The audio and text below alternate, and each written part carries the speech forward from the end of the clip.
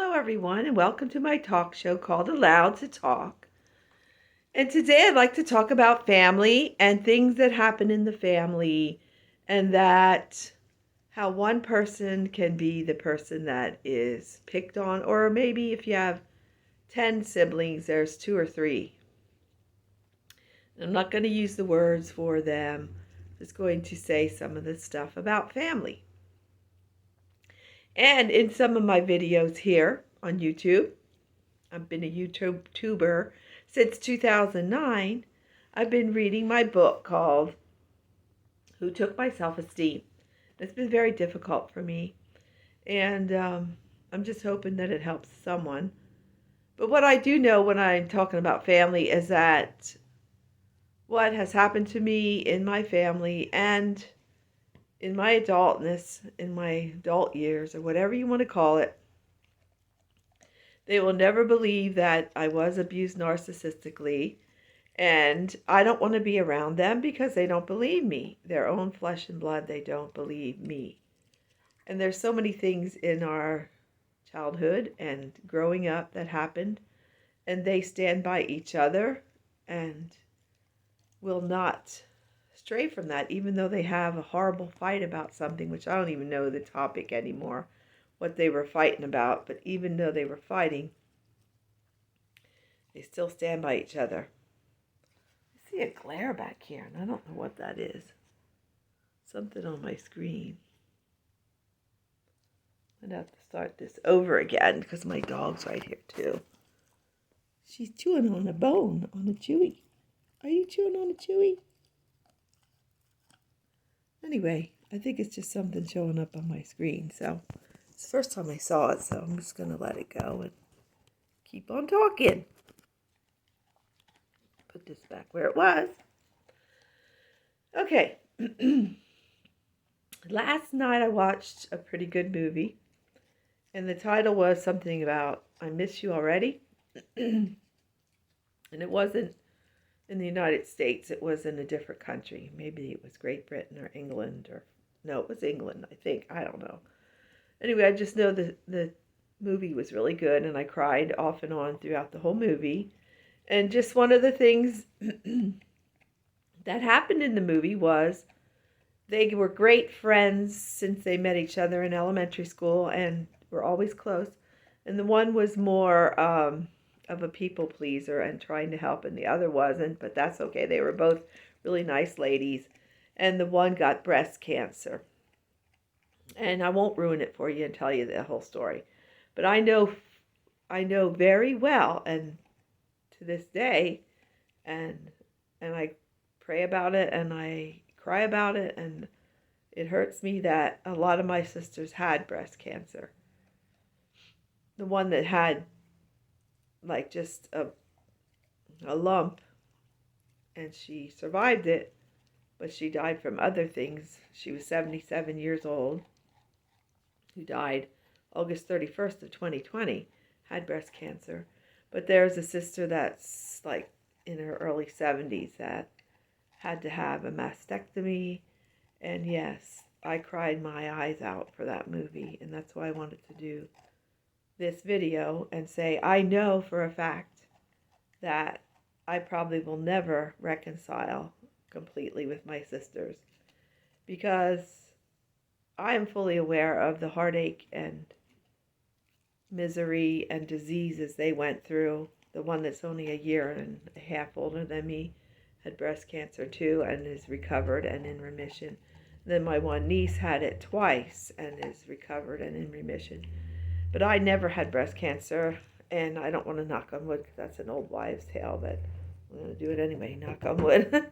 But I could get it too. I'm only 64 and I could find out I have it. One sister that passed away in her 60s, I think she was early 60s, like 62, was never diagnosed, but she never had her mammograms. And I try to go every year to a year and a half for a mammogram. And with COVID happening and then getting my vaccine, they said don't go when you're scheduled. Wait, I don't know how many weeks. So I scheduled it for a month later than I had. So I'm not going until the end of October now of 2021. 2021 for my mammogram. So I could get it too, and I could have trials like a husband with Alzheimer's or anything. And they don't seem to, especially my oldest sister doesn't remember anything I went through as a teenager. Like I was in a bad car accident in 10th grade and was in the hospital for 5 days. I was going to the homecoming dance, and she said she didn't remember that. She thought she might have been visiting in New York. And stuff like that's not supposed to hurt, that they could give a flying cow patty about what's happened to me because I come out smelling like a rose. Well, I'll tell you right now, I don't come out smelling like a rose. I never have come out smelling like a rose. I just try to act like everything's okay. Everything's hunky-dory. I know darn well that my oldest sister first had a freeze thing on her uterus, then she had a hysterectomy. I know she went through a lot with her husband, but I had to babysit when he'd come home drunk out of his mind and walk on eggshells with my dad and him, the drunk that came home. And he'd do things to his kids, throw them against the wall, hit them, whatever, tell them they're a piece of crap. And then when he becomes sober, he wouldn't remember and he'd think he's the best dad in the world. I won't go into what I think about that. And my book is cruel and my book is mean. It is mean because it's the truth. And I tell it in a hurtful way because I was hurt big time. And that's all emotional health. But they think that's nothing. They think I'm A-okay. I have a wonderful husband, which I do. And I have 2 great daughters, which I do. Which I have 4 nice, wonderful grandchildren, which I do. But they struggle with things of this world and emotional things. My 14-year-old granddaughter's dealing with someone that's brainwashing her about the truth of life. And I don't go around whining about it, but I wish one of my sisters, Jean, used to listen, but she died in August of 2020. So I just want to talk on here and maybe help someone else realize that families aren't perfect. And those going around, walking around like everything's hunky-dory, they're full of bull. And I know darn well that my other sister, one of the older ones in her later 70s, also had breast cancer. And I know they had gallbladder surgery. I know they had shingles. I know they struggle with health. I know they had trials, and not everybody can get the same thing. But I know I was told so many times that you're okay. You don't have any trials. You don't have any troubles. That you have no reason to complain. And when I would complain about people that are mean and cruel and nasty people I worked with and how it affected me, I was told, you have nothing to complain about. So how am I supposed to act around them? And can this be reconciled? I don't think so. Never. It never will be. But I do want to try to help others understand it. If they're younger, I'm in my 60s. I'm 64 now. And I know that it'll never be reconciled. And I'll never be allowed to be feeling the same way around them. They'll pretend it's okay and that they don't talk about me, that I have some kind of crazy mentalness, like what is wrong with her and her in the family, instead of saying the truth and talking nicely and reconciling or making things better. They make it worse by saying there's just something wrong with them. Not that their childhood was bad, not that my dad was shoved aside when his older brother was run over by a trolley car, and that he was not, as a baby, an older child. He might have been 8, 9 months old when this happened, or maybe closer to a year, but I don't know. He was little, and the older brother was sledding and got his leg cut off and some of his fingers by a trolley car. And my dad has been gone since 1980s and 81. I don't know the exact year, but he had a problem from his childhood of being not validated or nurtured properly. And don't tell me I'm wrong, because I've looked into it, and is that my excuse for having mental health issues? No, but it comes from somewhere. You're not just born with it. Like the one guy on YouTube said, there's very cruel people in the world who'll suck the life out of people who are good people trying to live right. Those of us who had to walk on eggshells, and we do have mental health issues and want to please people and think the only way to be loved is to conform and do what everyone else wants to do, or what your parents tell you is right, what they don't even tell you. Like, for example, last night I took the pink stuff because my stomach hurt. I'm not going to say the name of it. Either you take pink tabs or the pink liquid that helps stomach pain and indigestion and diarrhea and all that. And when I was like in my early 20s, I never was told that your tongue can turn black from it and you can have black stool. And when I had black stool, I was in my early 20s and I think I only had one child maybe. Maybe didn't even have the first child yet. Or the miscarriage I had, which was my first child, and then I had 2 daughters.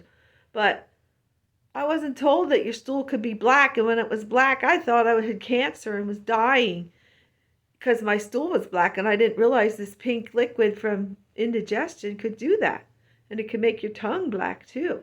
So the first thing I told my grandson when he took some for his stomach ache was all that. And sometimes I tell too much information, but it's better to have too much than not enough, or any information about life in general. Like in my book I say, I'm going to try to read the rest of it as quick as possible, maybe a couple chapters or 4 or 5 at a time, because it's so heart-wrenching. I say, I thought my grandma was sleeping in the casket. Excuse me. Anyway, I lost my train of thought because I'm getting upset now. Have your emotions and then react logically, react rationally. And I didn't do that for many years. But I know there'll be no reconciliation between my siblings and me because they don't believe me. I know what the heartaches they've been through. I know that the one sister, when she was on chemo, did terrible with it and had a lot of struggles with it, emotionally, mentally, whatever you want to call it. And I know that they struggled a lot with my parents and grandparents with the farmland, all of them, and heartache with who moved in the end where they used to live, and neighbors fighting, and they just reconcile and get over it, and just, I don't know. I have been the blame gamer, blaming myself because I am. Whether they want to believe it or not, I believe I am nobody. And you can't just say, well, you're not nobody. You're somebody.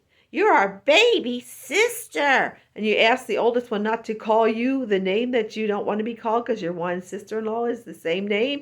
And you'd rather be called your nickname. And then her, when you call her Maggie, she's all upset because that's a horse. She thought a horse's name. And I can't call her Maggie, but she can call me what she wants. See, I get no respect. No wonder I think I'm worthless and a piece of crap.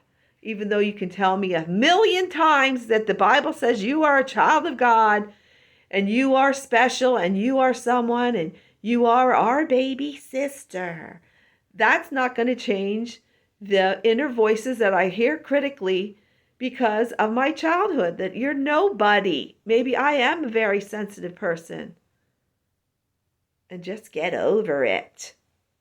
Yeah, I'm healed. I'm 95% better, but I don't want to be around them, and I can't change the feeling just overnight. They don't believe that I went through narcissistic abuse or just abuse by a cruel person who did cruel things. Either she is a wicked, evil person who doesn't give a flying cow patty about anybody else's feelings, and she did things that were inappropriate, or something happened and she loves that I am having cognitive dissonance, that I don't know what the truth is, that her gaslighting worked. So I'm going to finish reading my book because I hope it helps someone else. And I've been a YouTuber since 2009, so you're talking 12 years. And I deleted a lot of videos because I'm the bad person. I'm the one to blame for all the wrong that happened in my family. Why? Why do I believe such things that aren't true? Because of my childhood. Can't change that. And this is the truth told in my way, what I went through. They weren't there walking beside me. They think they know it all, but they don't. Anyway, I know the heartache they've been through, and I know the struggles, and I know they have a lot. Mental health issues, more of physical issues with breast cancers and Alzheimer's, and the one husband falling off his bike and breaking his shoulder, and they couldn't do things for a while because of that. And I don't have it all rosy like they think, because I act like everything's fine. And it is because I am a Christian and I know my future. I have to either be raptured or die to see Jesus right now, not like Enoch and Elijah. But I believe the Bible's the truth, and I know the rapture's coming. Now, there's even a guy saying it, that the Jewish Israel calendar is a month off, so it could happen in October. But whether it happens today, tomorrow, in 10 or 20, 30 years, I'm prepared. Or if I have to die physically like Jean and Thelma and Bob and John, my brothers and sisters that passed away, then I do. And we're all going through that. You're not alone, family. But the person who's considerate and compassionate and is seriously sensitive doesn't have to have the life sucked out of them by people like my sister-in-law, who has the same my nickname, because Catherine can be Kathy or Kate. Family sometimes can be horrifically mean. And yes, I am mean in this book. And don't be so mean. The truth is the truth. And what I went through, I went through. And I'm not conforming anymore. So that means not seeing people. It's definitely no contact with the in-law narcissists. Two for sure. Whether they're really narcissists with a personality disorder or not. Or they're just cruel and self-centered and all those other things. I'm not allowed to have feelings or be selfish or have emotions, according to my mom, who's been dead since the 1990s, 91. And those inner critical voices that you can still hear sometimes, and there's flashbacks, and there's those critical voices you hear. You are worthless. You're nobody. Just shut up and be seen and not heard. And they didn't live my life. They heard some of those things too. But they had uncles to turn to. Uncle Lamar, who my sister that's a year and a half older than me, went with Patsy all the time over to their house. And then her costumes from her dance lessons.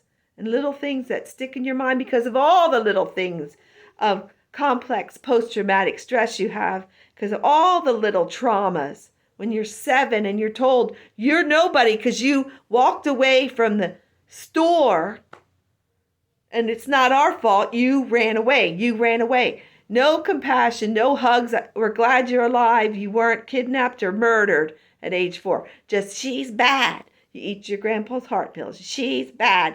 At age 7, I want to speak up. She's bad because she said something negative. She's the worst child in the world. At age 14, you see something that's traumatizing. She's the one who told, the messenger. We can't even look in her face. The truth is the truth. Humans have problems. We are broken, all of us, every single one of us. Whether it's you're trying to do right or you're living like a freaking criminal. We all need Jesus. We're broken, and church is a hospital. We are the church because the bridegroom is us, the church of Jesus, who is the groom coming for us. And sometimes family sucks. Sometimes your childhood sucks. And I'm not making anything up. Maybe I was more sensitive to the cruelness that my mom showed to make us listen. And others had other people to turn to, a friend, an uncle, an aunt. Like my older sister says, her Uncle Eugene helped her to learn things. Because Mom was cruel about, your high school picture can't be a movie star because you're not a movie star. Well, some movie stars aren't that great looking either. Because life isn't fair and it rains on the just and the unjust. And Jesus isn't a respecter of persons. He loves us all. And he wants us all to accept him as the Lord and Savior of the world. Do I understand the Bible 100%? I don't. That's why I keep studying. And there are words in the Bible to help us. For learning, for correction, for what we need. But family is not perfect. Sometimes family sucks and childhood suck. And some have it okay because they confided in someone else. God is watching you. You're so bad. I had to hear that. I know they heard some of it, and we were not all raised the same. My parents had children at different ages, and different things were going on.